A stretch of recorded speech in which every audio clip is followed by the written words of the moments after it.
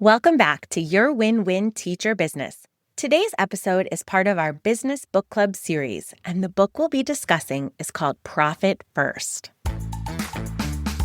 You're listening to Your Win-Win Teacher Business, a podcast for teacher authors who want to make a big impact in the world for teachers and students and have fun doing it. I'm your host, Janice Cook, here with a pep talk to start your week off strong. Some seasons of running a business feel hard and sticky, but it shouldn't feel like that all the time. Let's make your business a win-win together. It's disclaimer time. Remember that I'm not a CPA, a tax professional, or a lawyer, and this is just a podcast episode about a business book that I love.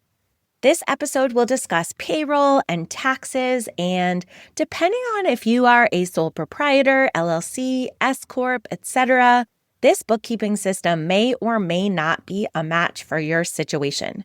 Your accountant will know about Profit First and be able to answer questions about if it's the right system to apply to your situation. It's a very well-known system, and I think it's worth being knowledgeable about it, but only you can decide in the end if it's a match for your unique situation. Why am I sharing this book? The Profit First accounting system has made running a business feel more peaceful for me. I feel clear on what my business can afford and what it cannot afford yet. I feel confident about the amount my business will be paying me each and every month, and that security helps me show up as the best version of myself when I come to work each day. I've come to notice over the years that not everyone feels so peaceful when it comes to making decisions about their business. If we're not careful, it can be easy to allow our self-worth to be dictated by the ebbs and flows of our dashboard. I'm all about celebrating a big income windfall, and I'd be lying if I didn't feel some sense of fear from time to time in the leaner seasons of business. But overall, the Profit First system cares for my business year after year and ensures that I feel safe as a business owner who lives with the reality of inconsistent monthly revenue. Is this book enjoyable to read?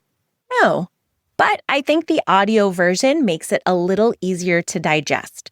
And if I've gotten through this book multiple times, I know you can do it too. At the end of the day, we've skipped the 4 years of a full business marketing degree and done very well for ourselves as accidental entrepreneurs, but there are going to be times where we need to take a course and learn a skill or read a book and fill a gap in an area that we don't know enough about.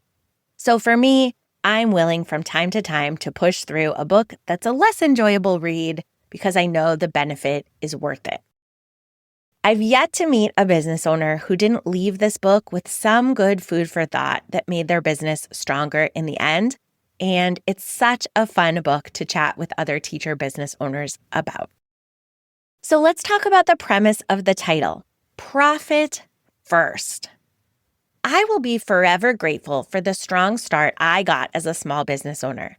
As a TBT seller, I took a strong foundational course within my first 3 months, and it saved me a lot of backtracking.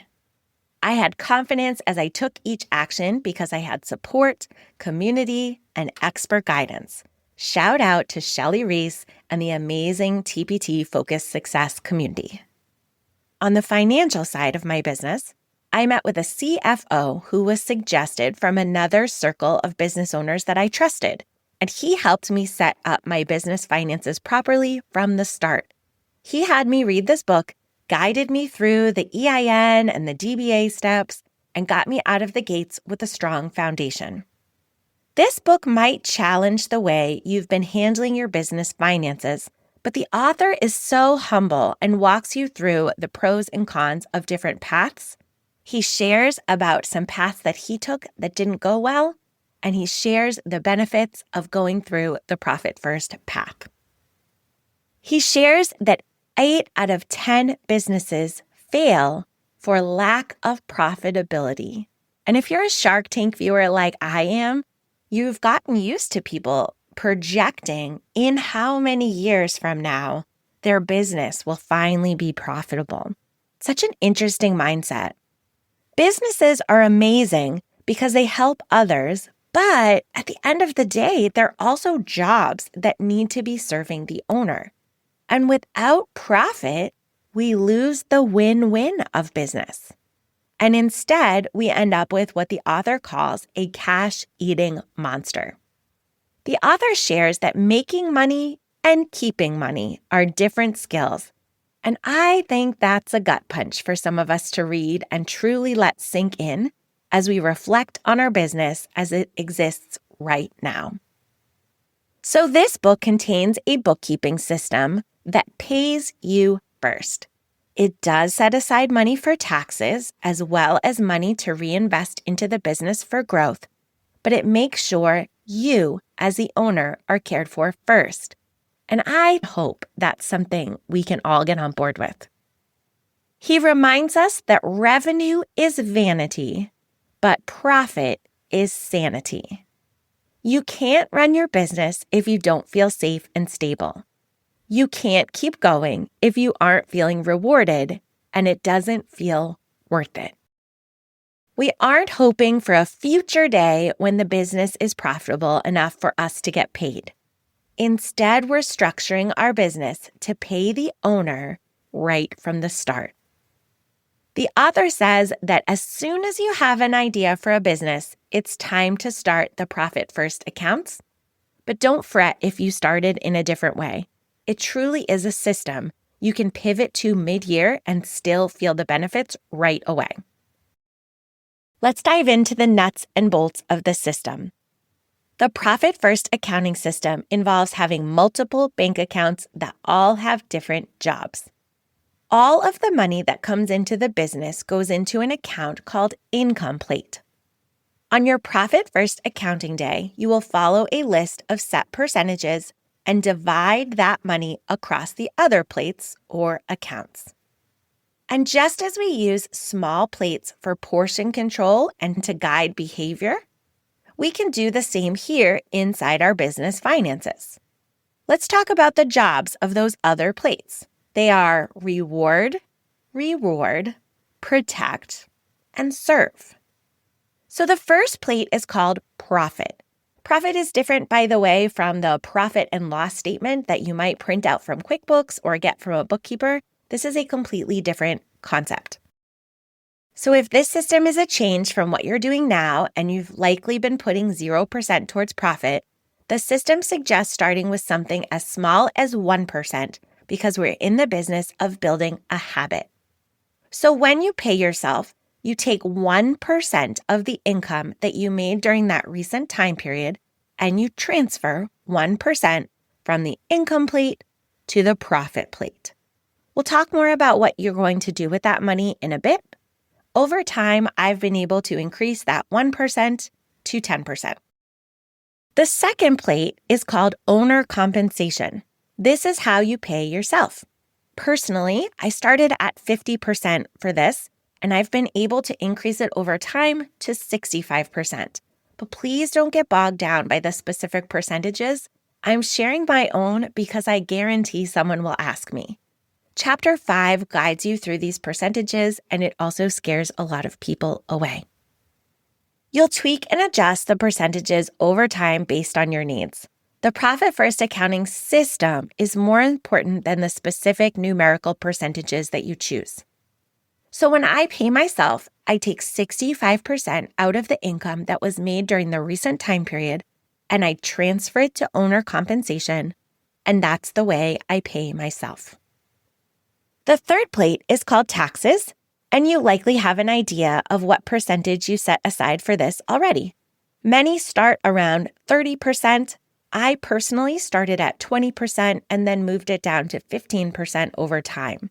The reason is my spouse has a W-2 job, so every year that we've owed taxes, we increased his W-4 withholding to bring us closer to zero. That's what worked well for me, but every household is still different. When it's time to do your Profit First accounting, you'll take your taxes percentage out of the income plate and you'll transfer it to the taxes account. The final plate is called operating expenses. Having this money set aside in an account of its very own is the best part. This practice helps you see your expenses and available money to spend on the business with much greater clarity. The book talks about different types of businesses and reminds us that online businesses can run pretty lean. We don't have overhead expenses like physical office space, materials, shipping, etc. I have found 15% to be a good number for my business over the years. It's challenging to stay within that number, but I'm always able to make it work, so I would say it's challenging in a positive way. So when it's time to do profit first accounting, I'm taking 15% from that income plate and moving it into my operating expenses account. This is the rhythm we do when we sit down to do our profit first accounting. And just as we have an eating schedule, Profit First suggests that you go through this bookkeeping rhythm twice a month. They suggest the 10th and the 25th of each month. In my practice, I find the 25th falls at a terrible time in both November and December, and I prefer to do my Profit First accounting on the 1st and the 15th. So let's go back to the jobs of these accounts: reward, protect, and serve. When it's payday, first, we reward ourselves. After all, we're the most important person in the business. We send money to our profit account. Then we pay ourselves as the owner of the business. Reward. Next, we protect the business by setting aside the money that we'll need for taxes. I think we can all agree that this practice is an important part of having a healthy business. Finally, we serve the business through the operating expenses account. Businesses do have expenses, and we do want to be able to make certain investments to help them grow and thrive. But the mindset shift likely is the filling of this account last. Let's take a closer look inside each account and answer some questions that have probably started to bubble up. Profit. What are we even doing with this 1%? The profit account has two functions. If we think about your favorite business, there's probably a quarterly bonus structure, and the profit account allows you to incorporate a quarterly bonus into your own business. What a good boss you are to yourself. So you've been pulling out a small percentage on each bookkeeping day and putting it in the profit account. And at the end of the quarter, you get to see how business has been for the quarter. And you get to pull out 50% of what's in that account as a quarterly bonus. That's pretty exciting. It's exciting to come up with a celebration list of ideas of how you'll spend that money, but it's also a good checkpoint for you to see how the business has been doing, and you get to buy yourself a small treat and reward yourself and stop and smell the roses. And that's really motivating, and it helps you get the strength to keep going for another quarter. And as you dream bigger and want to reach for bigger ticket celebration items on the list, you're really motivated to have a great upcoming quarter. The next function of the profit account is that it can serve as an emergency slush fund for your business. Now, this isn't for extra expenses that you can't fund in operating expenses. This is for bigger things like an unexpected tax shortfall. So something that is a true emergency in the business, it gives us a little bit of money that's stashed away, again, for security to keep the business healthy, just in case something bad and unpredictable happens.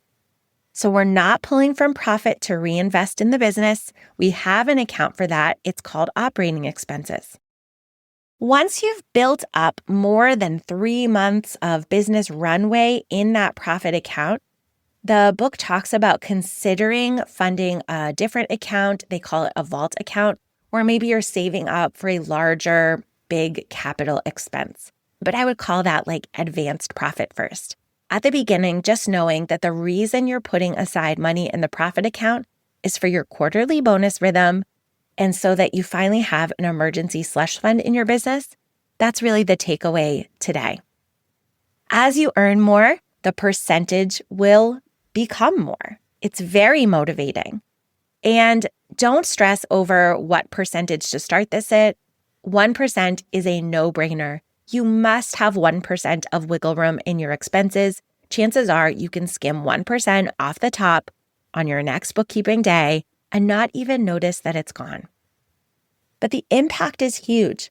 The profit account helps you feel like the business is truly serving you each and every day. And that matters. That changes your ability to show up with a positive attitude when you sit down to run your business each day. Next is the owner compensation account. If your business has a single owner, this probably feels easy. If your business has more than one owner, the book will dive deeper into that scenario for you. You'll hear the author refer to this as a pass-through account. Money really isn't going to stay in the owner compensation account very long because you're likely going to scoot it right out and transfer it to your personal or family checking account to go live your life. For a few years, I didn't even really use this account. I just sent the money directly to my family checking from Income Plate. But over the years, I've adapted my system and started to use that account as a payroll reserve account. I won't go into detail about that here since this episode is designed to be focused on the system discussed in this specific book, but head back to episode 14 if you're curious about my payroll reserve account and how it helps me weather the inconsistent income that comes with this type of business. So in both of these accounts, the owner is getting rewarded before anything else happens in the business. Since everything is based on the percentage, if the owner wants to have more placed on either of their two plates, the way it happens is by having the business earn more income in the next pay period. That's motivating in an immediate way and really helps you get creative and honest about what actions turn into revenue. Next is the taxes account. You've likely already got a place where you are setting aside money for taxes, and you've likely got some clues about what percentage you need to be setting aside from previous tax returns. So let's turn to the operating expenses plate. This is likely where some feelings will start to bubble up. You may find that you've been spending too much in the business because you didn't have a clear picture of what the jobs were for every dollar in the single business bank account. You may find that you've been spending too much in the business because you didn't have a clear picture of what the jobs were for each dollar in your single business bank account. The book has a lot of tough love on this topic, and it provides a lot of action steps to turn the ship around. It isn't an accident that we distribute to operating expenses last. If there isn't enough money to pay bills, we don't pull from other accounts. It means it's time to get rid of expenses. When you have less money to work with, it forces you to get a little more creative. And that's not a bad thing. The author suggests that every business can probably cut 10%. And I think that's a really interesting idea to take out on your next walk and think about, there probably is 10% in here, and embrace the challenge of looking for it. So the author talks us through an exercise where we really look line by line at what we're spending on in our business and label things with P, R, and U. You can get highlighters that are different colors. You can get colored pencils that are different colors. But this might be a time where printing things out actually does feel like it helps you get more clarity on the situation. So P. Does this expense directly lead to delivering a profit? If so, you mark it with a P. R. Can this expense possibly be replaced with a lower cost option? And U. Is this an unnecessary expense that can be cut? And so by asking those three questions as you look at every single expense your business has, you can gain a lot of clarity on what to do next. First, you cut everything marked with letter U, the unnecessary expenses. Then you look at the R expenses. expenses that can be replaced with a lower cost option, and you start making that magic happen. Finally, you evaluate P, the expenses directly leading to delivering a profit. Another technique they mentioned is to practice delaying and ask yourself, can you go just one more day? And often we do this with groceries. If we're used to going grocery shopping once a week, but we're getting ready for a trip, or we have like a half a week coming up and we just see, could I delay one more day? If I always get groceries on Saturday, could we make it till Sunday? Could we make it till Monday? Could we make it till Tuesday? If you usually shop for groceries once a week, but you can stretch to have them last a week and a half, if you do that twice during the month, you've saved an entire grocery trip out of your budget. This often happens with big tech purchases too in a business. If you know you're going to need a new laptop soon, practice delaying it. Can you go just one more day? Can you make it work? Sometimes creative solutions bubble up as we practice delaying that purchase, and it helps us get a little scrappier and keep our costs a little bit lower. So give yourself permission to try to live without those you expenses and see what happens. It's easy enough to add most types of expenses back in if we find that we truly can't live without them. And then welcome to the world of gaining more benefit for your business from resources that cost less money. It's a tough process to walk through, but the benefits are compounding. Once you have your operating expenses more dialed in to an amount that isn't straining and stressing your business quite so much, and you're seeing more money in your pocket, I think that's a process worth walking through. A few additional thoughts to share. I want to repeat that this book is not about getting bogged down in trying to determine the perfect percentages. Chapter 5 has a way of making your brain spin if you let it. But the takeaway is that even if it's just 1% profit at the start, you practice pulling the profit first.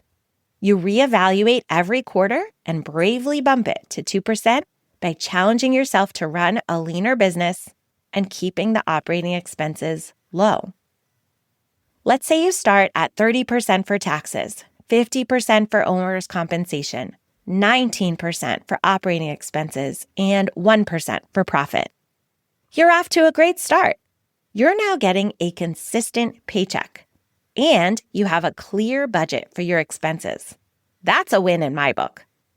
At the end of the quarter, you might see if you can come down to 17% for OpEx and shift up to 51% for owner's compensation and maybe 2% for profit. At taxes time, if you have a refund, you might shift the overage into the profit account and then pull that number down to 25% for the year and see where you land. You'll settle into the operating expenses percentage that truly feels needed through this process. You'll gain clarity on what you actually need to save for taxes, and you'll have built a healthy habit of setting aside profit first and always taking a consistent paycheck. The goal is to hit taxes right on the target, to spend as little as possible, still running a healthy business, and to keep as much as possible for yourself through profit and owner compensation. If you have business debt, the book will provide you a path to dig out of that too. And if you feel unsure at any time if you can afford to hire help, the book provides a game plan to help with that math as well. And you know that I've got plenty of tips about the process of finding clarity and getting organized before you hire help in my free guide. You can always find that at cookfamilyresources.com/hiring-guide. So maybe you'll read this book and maybe you won't, but either way, thank you for letting me share this small story from my bookshelf and from my heart. You'll likely hear about Profit First Accounting, and hopefully this podcast episode provided some input about how that system is similar and different to your current bookkeeping approach. Remember, you don't have to run your business alone. Read books and talk about them with business besties. Share about this book on Instagram and tag me at TeacherJaniceVA. Slide into my DMs anytime to talk about the ups and downs of running a business. Leave a review on Apple Podcasts and share a takeaway from the book with others to help them on their teacher business journey. Thanks for making this podcast a part of your day.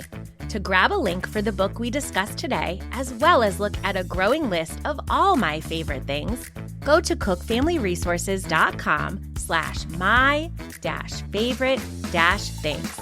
I'll also leave that link in the show notes for you. And if this podcast is becoming one of your favorite things, please consider heading to Apple Podcasts to share a review so that I can connect with and support even more teacher business owners. See you in the next episode.